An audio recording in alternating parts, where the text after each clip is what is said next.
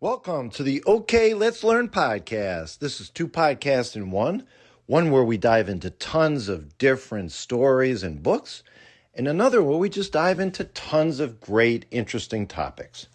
My name is Kevin O'Keefe.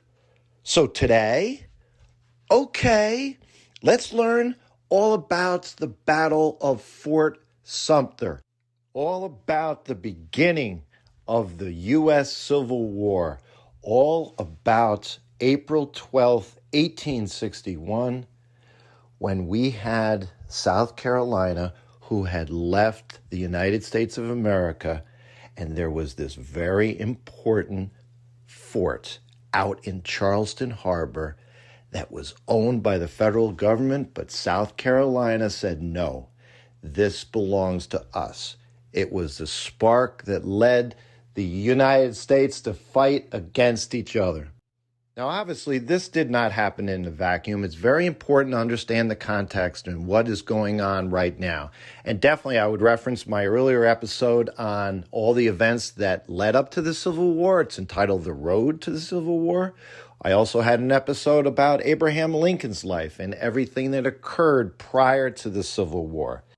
So it's November 6th, 1860, the election of 1860.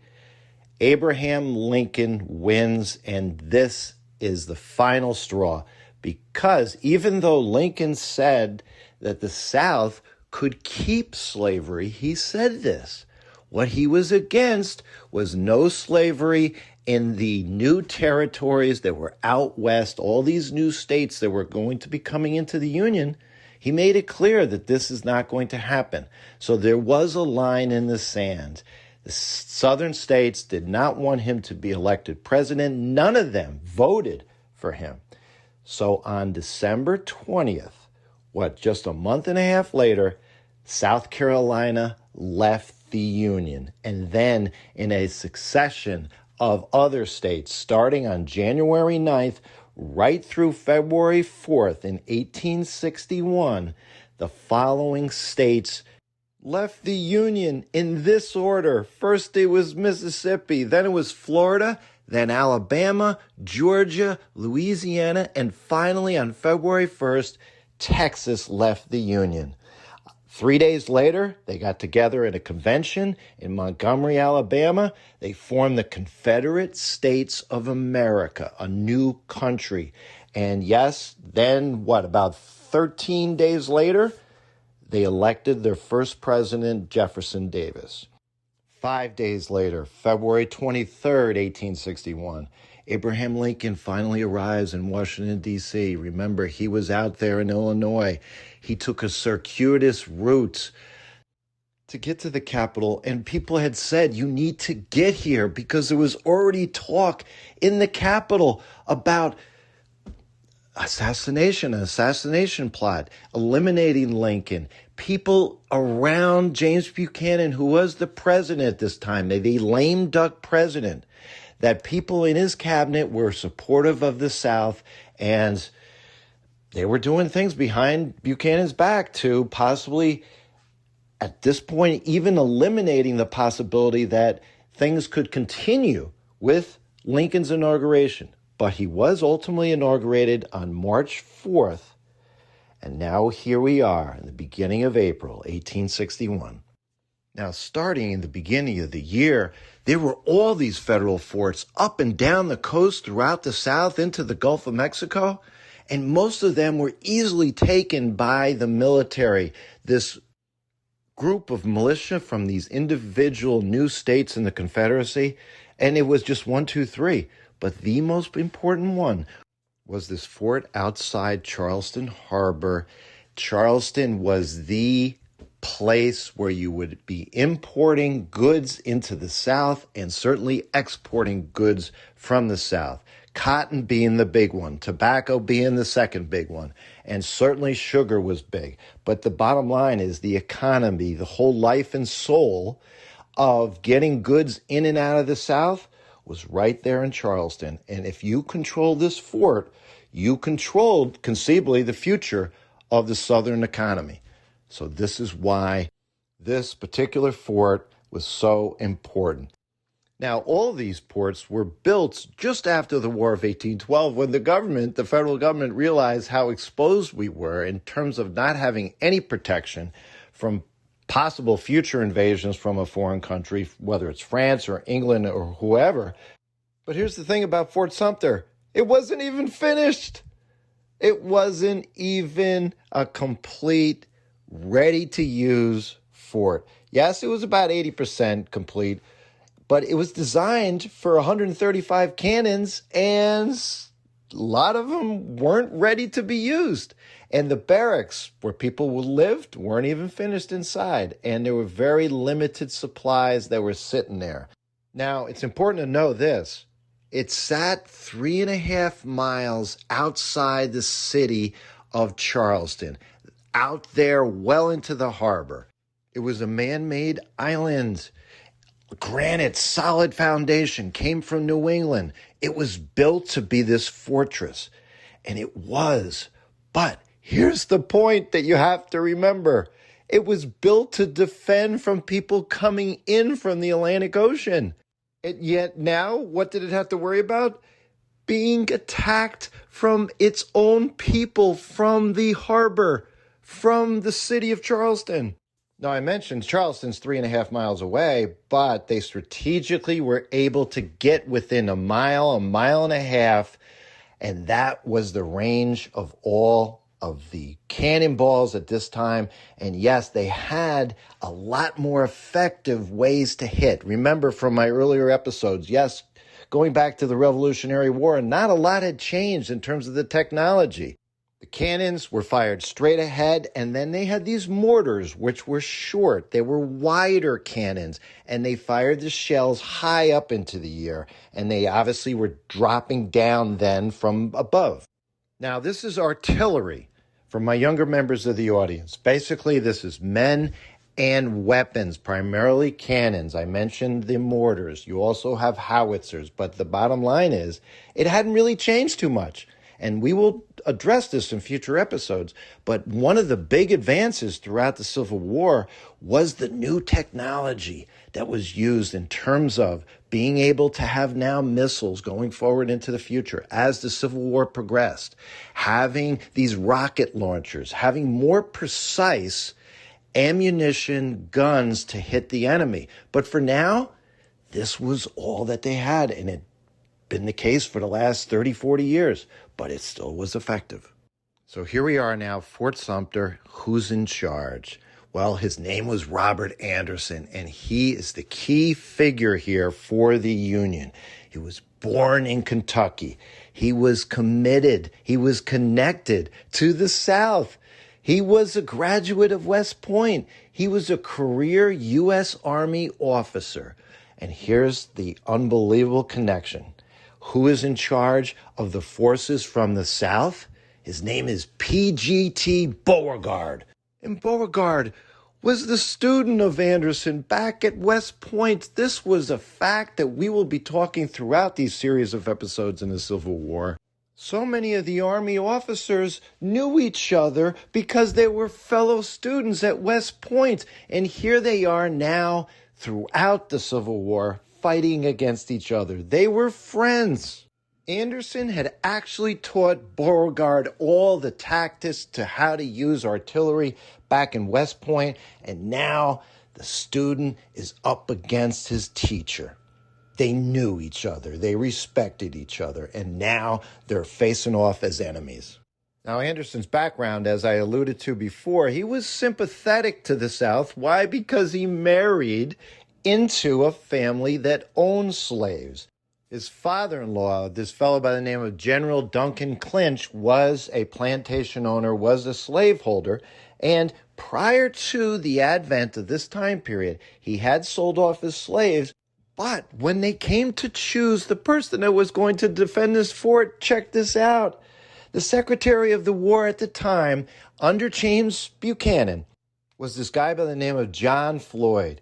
Yes, he had Southern sympathies as well. This is what I mentioned. So much and so many of the people in and around the Capitol and in the cabinet of the presidency had Southern sympathies. And covertly, it was said that he was moving weapons from the north to some of these southern states, that he thought the South may need them. And in fact, there was talk about, you just let the South leave. So Anderson, being from Kentucky, having these southern ties, like I mentioned, Floyd believed that he could be a person that may necessarily not defend Fort Sumter for the U.S. government. But what he didn't realize is that Anderson's loyalty was more to the Army. And in this case, it was loyalty to the Union as opposed to the South. And why was this the case? Because Floyd's boss was Winfield Scott, an iconic figure at this time, and Scott had Lincoln's ear. Scott was the one that was reinforcing that, yes, he said, quote, reinforce the forts, hold them. But here we are. Remember, Lincoln wasn't in charge yet. We are still now here in the beginning of 1861.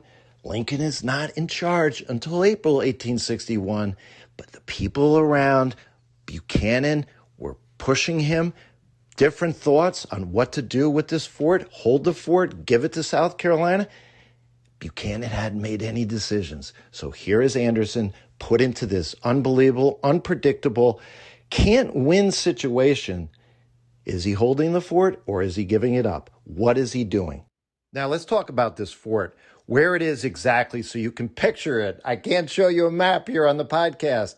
Understand this, that, like I said, this was not a huge army from a national level, so everything is scattered all over the place. There wasn't a standing army to speak of. So Anderson only had about 85 soldiers, and they were scattered around different positions. There were three main forts. In addition to Fort Sumter, which I mentioned is out there in the middle of the harbor, out there in the middle of the water, the entryway to this area of Charleston. So here's how you had to picture it. Make a fist, your right arm. The arm is the Atlantic Ocean heading into the harbor of Charleston. You are pointing your arm, let's say, towards 10 o'clock because you're going northwest. Charleston is a peninsula that's sticking out. So you got to picture Charleston at the top knuckle of your fist. Your whole rest of your hand, your fist, that's Charleston Harbor. Where is Fort Sumter? Right smack in the middle, right there at the wrist, the entryway to the harbor. And again, the arm is leading into this harbor, this Atlantic Ocean. So right there at the top is the city of Charleston, right there at the top of your middle knuckle in your fist. To the left of Charleston, the city of Charleston, you have the Ashley River. To the right of Charleston, you've got the Cooper River. The three main places, like I said, is Fort Sumter, right smack there at the wrist, the entryway to the harbor. You had Fort Moultrie, which was just to the right of Fort Sumter. It was on this island called Sullivan's Island. And then you had another island right there in front of the city of Charleston called Castle Pinckney. Castle Pinckney was the third fort that wasn't really protection because it was so close to Charleston. They wouldn't have any defenses in terms of the South taking it, and they did right away. Most of Anderson's people were at Fort Moultrie. Now, the reason that this was almost impossible for Anderson to defend, not only because of all the men, not only because there was a shortage of supplies, food. This was the main issue that we will get to in a moment. But all around, again, picture this harbor, all around your fist, starting from the bottom left all the way around. Fort Moultrie is there at the bottom of the right of your fist. But in terms of being able to bombard Fort Sumter, I mentioned they couldn't reach them from Charleston, the city, up there at the top knuckle, because that was 3 miles to the wrist at Fort Sumter.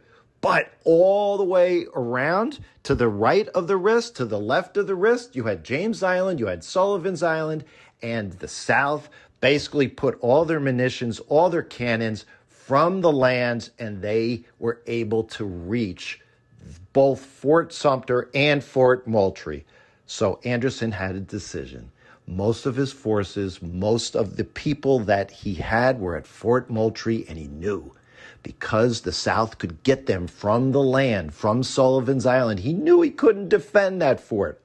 So this is what he did. Christmas night, he wanted to make the move. 1860. The weather wasn't that great.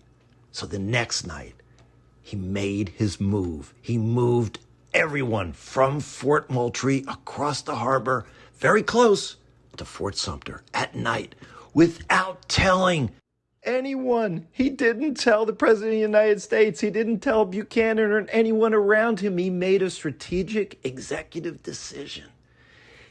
No one knew it was happening, and certainly the South, right there. They could see him, but they didn't.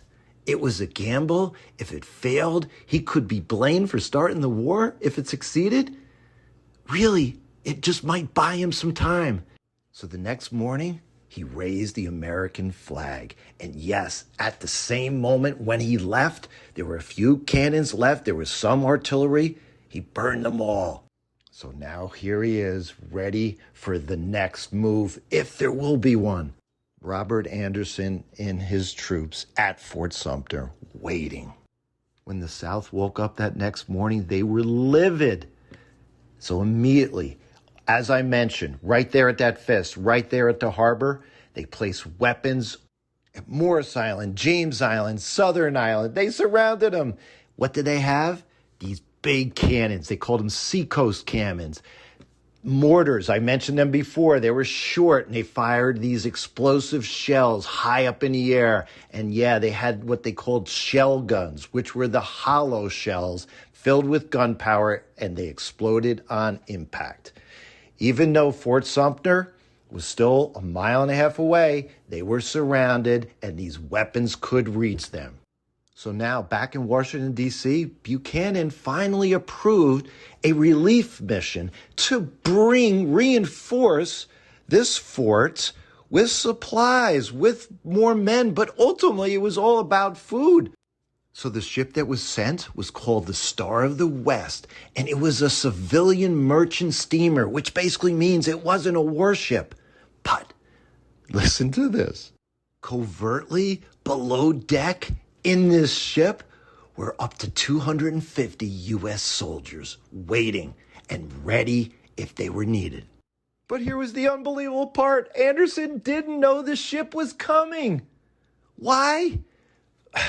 Listen, communication, again, back in this time, even though there was the telegraph, it was complicated. It was not easy to get the messages through. So a telegraph did come down to Charleston City, but to get the information out to the fort, it had to be traveled by a person getting on a boat.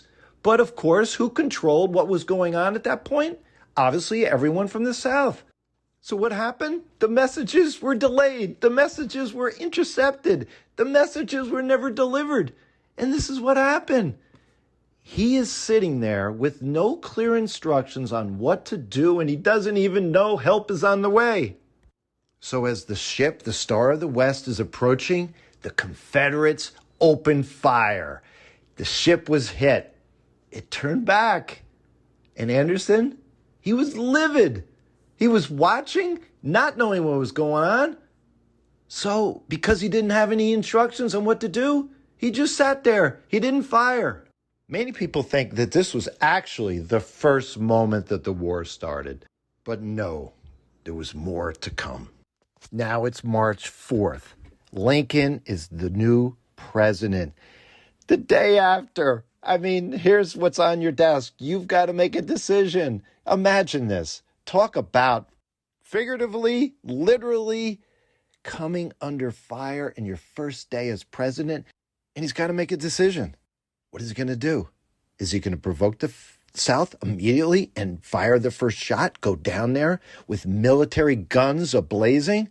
But no, he made a careful move. He would only send food. He sent word out to the South, the governor, that he's only reinforcing the people at the fort with food only. It was a brilliant strategy until it wasn't. Why? Because the ships didn't get there in time. Or they would have. But guess who fired first? Yes, the South. The timeline was this. April 6th to 8th is when Lincoln sent the notification ahead of time that we're coming down. We're going to give them food, South Carolina. 9th to the 10th. The Union, they end up sailing south during this time, but it wasn't just one ship. It was a small fleet, right? But the weather was bad, the coordination was poor, and they were actually separated at sea. The fleet does not arrive together. So on April 11th, the afternoon and night of April 11th, the Confederate officials, they go to Anderson and they demand the surrender of the fort. He refuses. But get this, he actually told them. He was honest, and he told them. Because at the baseline, these were all honorable men that all, like I said, going back from the beginning, most of them served together. And now here they are having to fight for what they believe in, fight for their cause, fight for their constituents, the South and the North. They didn't want to be there. And Anderson tells them something very, very honest. We will be starved out in a few days. That line comes straight from accounts written at the time. He was running out of food. He was running out of options, but he wasn't going to surrender. Beauregard had sent word, you do not surrender. In a few hours, you will be bombarded. So sure enough, 4:30 a.m. on April 12th, a single mortar rose into the sky over the harbor, and it lands right there on the fort. It came from Fort Johnson on James Island. Who fired first? Who was actually the first person that fired first? And yeah, the accounts they're controversial and they're not conclusive. Some people say that there was this Captain James.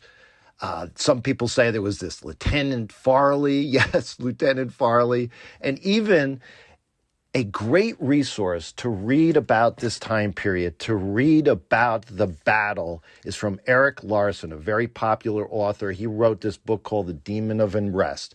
His major character in this whole story is this fellow by the name of Edmund Ruffin, who was a horrible person.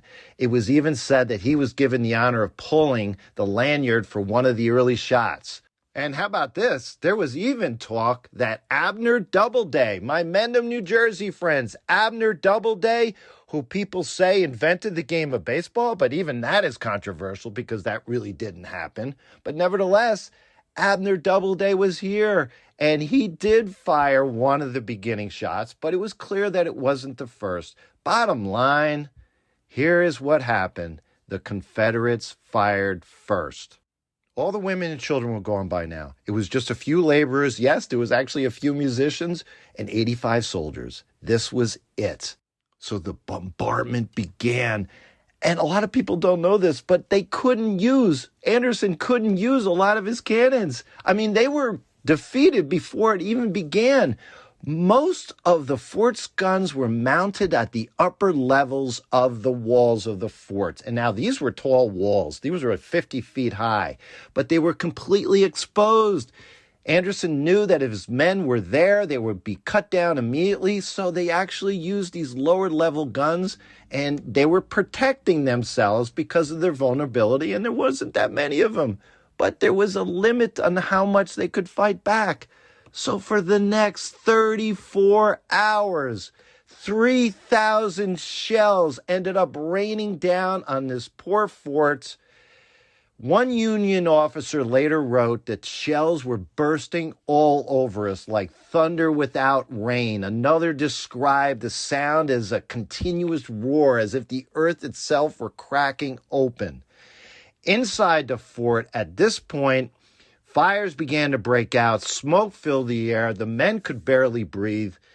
And at one point, the actual flag was shot down, and there was a lull because the South thought that we were actually surrendering. But they weren't. They raised the flag again. And listen to this. Deep inside the fort was this powder magazine, which was basically gunpowder, an area where they stored it. It exploded. Everyone inside would have been killed instantly, but no, No one was killed throughout this battle.